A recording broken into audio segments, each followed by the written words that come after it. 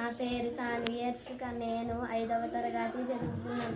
నేను చేసిన ప్రాజెక్ట్ ఇది ఒక అందమైన ఇల్లు.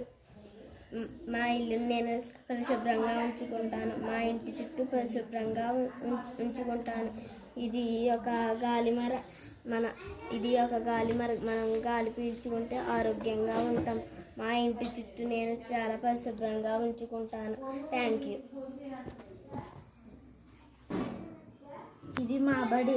మేము క్రమశిక్షణగా ఉంటాము. 5,000 రోజులు వస్తాము. క్రమశిక్షణ పాటిస్తాము. Thank you.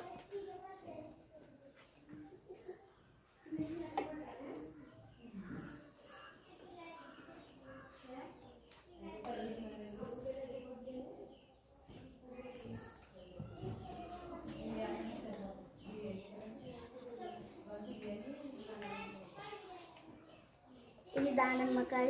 నేను 4వ తరగతి నేను గంగా. నేను 4వ తరగతి చదువుతాను.